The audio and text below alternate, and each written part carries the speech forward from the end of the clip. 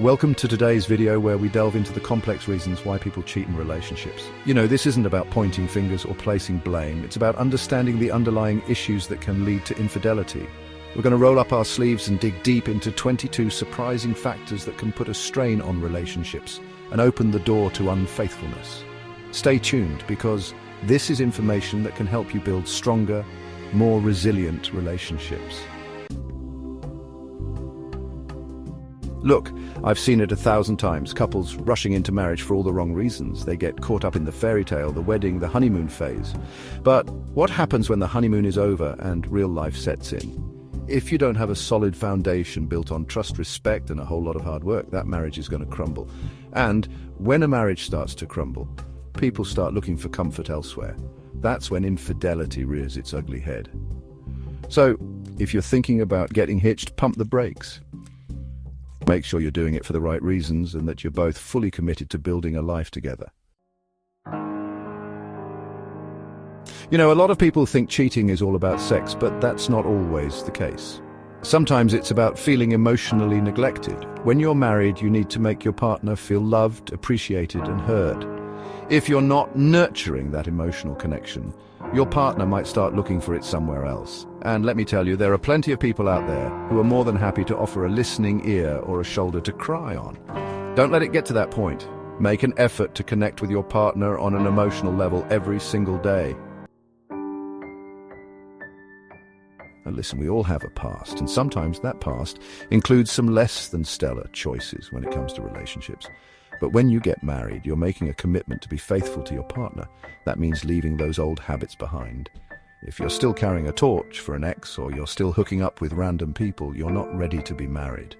It's time to take a long, hard look in the mirror and decide what's more important to you, your past or your future. Chapter 4. Bad company, you are who you hang with. If you're surrounded by people who think cheating is no big deal, guess what? You're more likely to cheat yourself. It's called normalization. When you're constantly exposed to something, it starts to feel normal, even if it's wrong. So if you want to stay faithful to your partner, surround yourself with friends who share your values. Find friends who will hold you accountable and support your commitment to your marriage.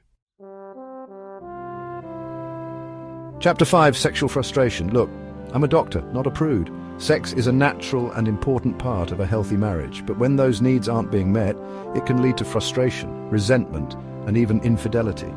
If you're not feeling satisfied in the bedroom, don't suffer in silence. Talk to your partner.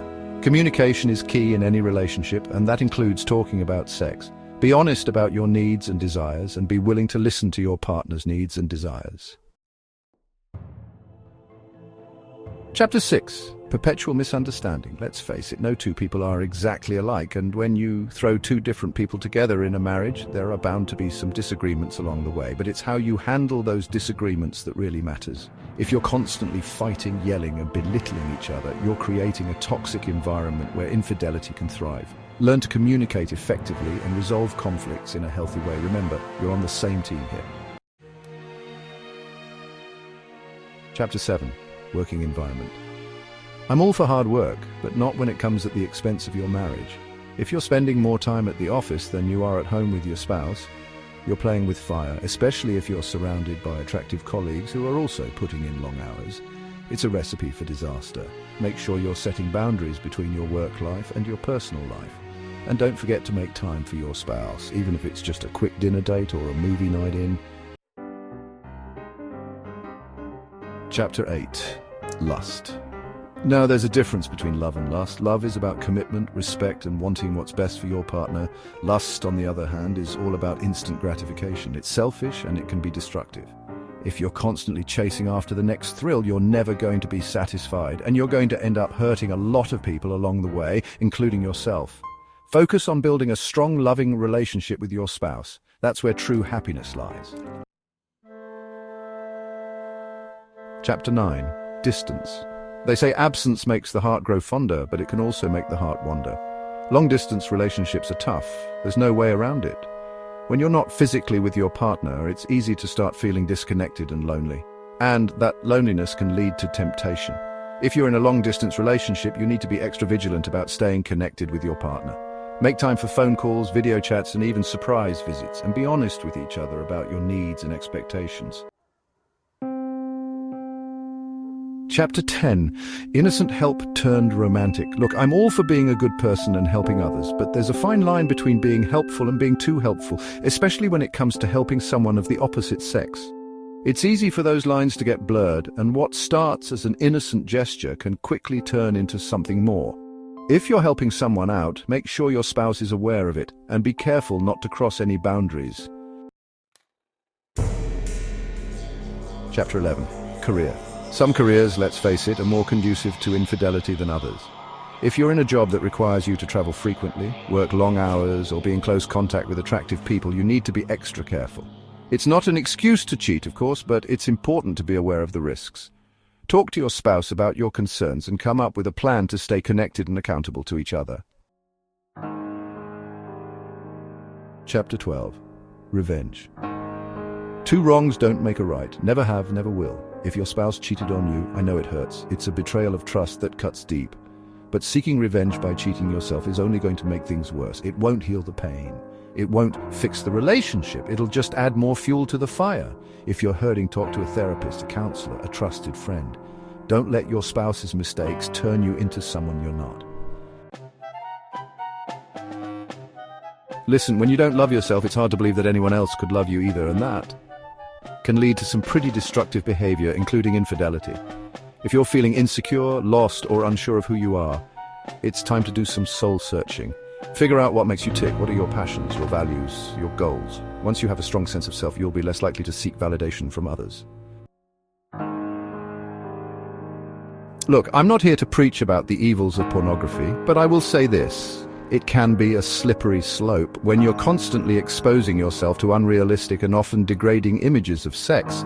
It can warp your perception of what's normal and healthy. It can also create unrealistic expectations for your own sex life, which can lead to dissatisfaction and even infidelity. If you're struggling with pornography addiction, don't be afraid to seek help. There are people who care about you and want to help you get better. Look, money problems are one of the leading causes of stress in a marriage. And when you're stressed out, you're more likely to make bad decisions, including decisions that could jeopardize your relationship. Some people, believe it or not, will use sex as a way to get ahead in their careers. They'll sleep with their boss, a client, anyone they think can help them climb the ladder. But let me tell you, that kind of success is short-lived. It's built on a foundation of lies and deceit, and it will eventually crumble. Curiosity killed the cat. It can also kill a marriage. Look, it's natural to be curious about things, including sex, but when you're married, you've made a commitment to be faithful to your partner. That means resisting the urge to stray, even if it's just out of curiosity. If you're feeling tempted, talk to your spouse about it. Be honest and open and work together to find ways to keep the spark alive in your marriage. Have you ever heard the phrase self-fulfilling prophecy? It means that if you believe something strongly enough, you're more likely to make it happen. So if your spouse is constantly accusing you of cheating, even if you're not, it can create a toxic environment where infidelity is more likely to occur. Why? Because you start thinking, well, if they think I'm cheating anyway, I might as well do it. It's a dangerous game to play. If your spouse is accusing you of cheating, sit them down and have a serious conversation about trust and respect. If they're not willing to listen or change their behavior, you may need to reevaluate the relationship. I've said it before and I'll say it again. Alcohol lowers inhibitions. It makes you do things you wouldn't normally do. Things you might regret later, like cheating on your spouse. If you know you're prone to making bad decisions when you drink, then don't drink. It's as simple as that. Your marriage is more important than a night out with the guys or a few too many cocktails. Look, marriage is hard work. It takes effort, commitment, and a whole lot of patience. If you're not willing to put in the work, then you're not ready to be married. Don't give up on your marriage just because things are tough. Every couple goes through ups and downs. The key is to weather the storms together. The past is the past. It's time to let it go. If you're still hung up on an ex, it's going to be difficult to move on and build a healthy relationship with someone new. Close the door on the past and focus on the present. Your spouse deserves your full attention and devotion. Can men and women be just friends? Sure, it's possible, but it's tricky. especially when one or both parties are married. Those lines can get blurred very easily. What starts as an innocent friendship can quickly turn into something more. If you have close friends of the opposite sex, it's important to be respectful of your spouse's feelings. Make sure they feel comfortable with the relationship and that there are clear boundaries in place. Where do you see yourself in 5 years? 10 years? What about your marriage? If you and your spouse don't have a shared vision for the future, it's easy to drift apart. You start to grow in different directions and eventually you're not even on the same page anymore. That's when infidelity becomes a real possibility. Sit down with your spouse and talk about your hopes, your dreams, your fears. Create a shared vision for the future that you can both be excited about. Thank you for watching. Remember, understanding these factors can help you strengthen your relationship and avoid the pitfalls of infidelity. We've covered a lot of ground today, and I hope you found this information helpful. Relationships are complex, and there's no one-size-fits-all answer to the question of why people cheat. But by understanding the common factors that can lead to infidelity, you can take steps to protect your own relationship. Don't forget to like, share, and subscribe for more insightful content.